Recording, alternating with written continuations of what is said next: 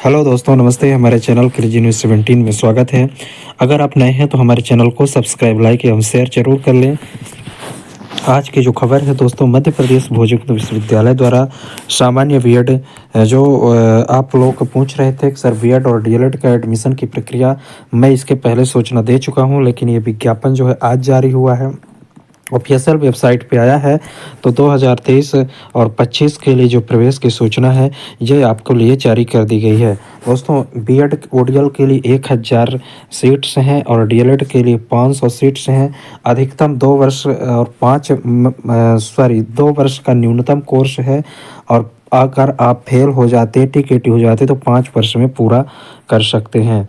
इसकी पात्रता है दोस्तों, इसकी पात्रता यह है कि बीएड करने के लिए ग्रेजुएशन में आपको 50% अंकों के साथ, बीएड में आपको 50% अंकों के साथ होना चाहिए, स्नातक होना चाहिए। अगर आप इंजीनियरिंग की हैं तो 55% अंकों के साथ चाहिए।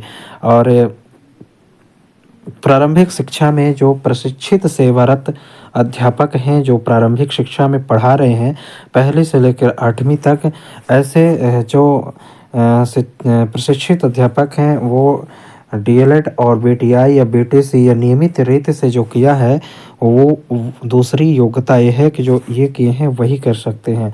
इसके अलावा अगर आप एनसीटीई से कोई मान्यता प्राप्त नियमित फेस टू फेस अध्यापक शिक्षा परिषद का कोई कार्यक्रम पूर्ण किया है तो आप बीएड कर सकते हैं। लेकिन यहाँ सबसे बड़ा ये नियम है कि दोस्तों, प्रारंभिक शिक्षा में प्रशिक्षित सेवारत अध्यापक, मतलब कि अध्यापक सेवारत हैं, जो पढ़ा रहे हैं वही कर सकते हैं।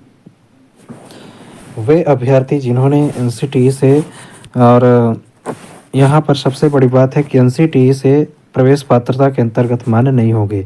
जैसे कोई व्यक्ति बीएड या डीएलएड, एनओईएस डीएलएड किया है, एनआईओएस, तो वो मान्य नहीं किया जाएगा दोस्तों। और इसी प्रकार जो डीएलएड के लिए है 12वीं 50% अंकों के साथ हो, लेकिन अगर आप एससी एसटी हैं तो उसके 5% अंक की छूट दी जाएगी। यहाँ पर 45%, और यहाँ ग्रेजुएशन में भी आपको 45% होना चाहिए। दूसरा इसमें दिया गया है कि 2 वर्ष का अनुभव शिक्षण सहित किसी विद्यालय में आप अभी, मतलब कि वर्तमान में कार्यरत होने का प्रमाण पत्र डीओ, पीओ या संकुल प्राचार्य से हस्ताक्षरित होना चाहिए। अगर आप सीबीएसई संस्था के सीबीएसई स्कूल में पढ़ा रहे हैं तो वहाँ पे प्राचार्य द्वारा शैक्षणिक अनुभव प्रमाण पत्र मान्य किया जाएगा। इसमें एक विशेष चीज़ ये दी गई है दोस्तों कि अतिथि शिक्षक का अनुभव प्रमाण पत्र मान्य नहीं होगा। प्रवेश पात्रता के लिए अतिथि शिक्षक का अनुभव प्रमाण पत्र मान्य नहीं होगा। इसके बारे में, और फिर दूसरी ये जो है कि मध्य प्रदेश में अनुसूचित जाति जनजाति के लिए पिछड़ा वर्ग के लिए जो क्या है कि जो 50% जैसे अंक हैं बीएड और डीएलएड में ग्रेजुएशन में, तो उसमें 45% अंकों की छूट दी जाएगी। और वहीं अगर हम बात करें कि इसके जो फीस है, जो पाठ्यक्रम का शुल्क लगेगा, वो शुल्क इस तरह से लगेगा कि अगर आप बीएड करेंगे तो 30,000 रुपये दोनों वर्ष के लिए शुल्क एक साथ जमा होगा, और 19,200 रुपये डीएलएड के लिए जमा होगा, जो कि इस वेबसाइट पे देय होगा। आवेदन का तरीका जो है, वो आवेदन का तरीका जो है तो एमपी ऑनलाइन के माध्यम से भरा जाएगा। तो एमपी ऑनलाइन के माध्यम से इस वेबसाइट पे भरा जाएगा। इसके लिए आपको 18 जनवरी से 18 फरवरी तक ऑनलाइन आवेदन, अगर आप 29 फरवरी तक फॉर्म भरते हैं तो फिर 300 रुपये विलम्ब शुल्क के साथ आपका 29 फरवरी तक 300 रुपये विलम्ब शुल्क के साथ आवेदन स्वीकार किए जाएंगे। जो आप आवेदन के समय जो दस्तावेज आप लगाएंगे, वो सत्यापन के समय प्रस्तुत करना होगा।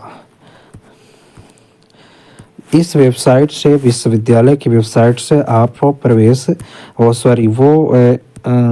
फॉर्म को भर सकते हैं। प्रवेश की तिथि जो है वो है जो है तो एमपी ऑनलाइन केंद्रों में पृथक से सूचना दी जाएगी। अभी प्रवेश परीक्षा की तिथि नहीं आई है। इसके लिए भी कंप्यूटर वास्ट टेस्ट होगा सीबीटी डीएलएड के लिए। प्रवेश हो तो पात्र सभी अभ्यर्थियों के एसएमएस मोबाइल नंबर में एमपी ऑनलाइन द्वारा सूचित किया जाएगा। प्रवीण सूची विश्वविद्यालय की वेबसाइट पर भी उपलब्ध होगी। परीक्षा परिणाम घोषित होने के उपरांत जो अभिलेख का सत्यापन जो है काउंसलिंग के लिए ऑनलाइन पंजीयन करना होगा। अध्ययन केंद्रों में सत्यापन किया जाएगा। इसके बाद आपको अध्ययन केंद्र आवंटित किए जाएंगे। प्रवेश के उपरांत अध्ययन केंद्र जो रहेगा वो परिवर्तित नहीं हो सकेगा। संपर्क कार्यक्रम आयोजन मध्य प्रदेश में स्थित विभिन्न अध्ययन केंद्रों में मई और जून में किया जाएगा। मतलब कि संपर्क जो आपकी कक्षाएं लगेगी वो मई और जून में किया जाएगा, जिसके जो सेंटर होंगे। और इसमें क्या दिया है कि बीएड एवं डीएलएड ऑनलाइन प्रवेश परीक्षा के केंद्र की जानकारी एमपी ऑनलाइन के माध्यम से प्रवेश पत्र डाउनलोड करने पर परीक्षा के 3 दिवस पूर्व प्राप्त हो जाएगी। सामान्य परीक्षा हेतु प्रथम वरीयता का शहर ही आवंटित किया जाएगा, और किंतु वरीयता वाले शहर में अभ्यर्थियों की संख्या अधिक होने पर अन्य शहर आवंटित किया जाएगा। अभ्यर्थियों की संख्या 50 से कम होने पर उस शहर के अभ्यर्थियों को निकटतम परीक्षा केंद्र में स्थानांतरित किया जाएगा। प्रवेश परीक्षा में पुनर्मूल्यांकन का प्रावधान नहीं है और प्रवेश के उपरांत अध्ययन केंद्र आपका परिवर्तित नहीं होगा। तो दोस्तों यहाँ पे जो दी गई है वही इन्फॉर्मेशन फिर के आई है कि अलग से दी गई है कि आपको मतलब कि 50% अंकों के साथ एनसीटी से कोई नियमित रूप से पूर्ण किया हो कोई कार्यक्रम डीएलएड वगैरह, और 30,000 रुपये आपकी फीस लगेगी। पंजीयन शुल्क 800 रुपये लगेगा। पोर्टल की फीस 50 रुपये लगेगी। वहीं यहाँ पे डीएलएड के बारे में इंफॉर्मेशन दी गई है कि आपको हायर सेकेंडरी में 50% अंकों के साथ प्राथमिक विद्यालय में नियमित शिक्षक के रूप में कार्यरत होना अनिवार्य है। 19,200 रुपये की फीस होगी और पूरे साल की फीस होगी, और इसके फॉर्म को आपको 18 जनवरी से 18 फरवरी के मध्य भरना है। 800 रुपये पंजीयन शुल्क होगी। अगर आप 29 फरवरी तक फॉर्म भरते हैं तो 300 रुपये लेट फीस के साथ फॉर्म भरा जाएगा। तो दोस्तों इस प्रकार ये इन्फॉर्मेशन है, और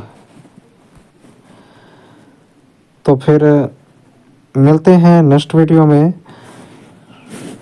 तब तक के लिए धन्यवाद।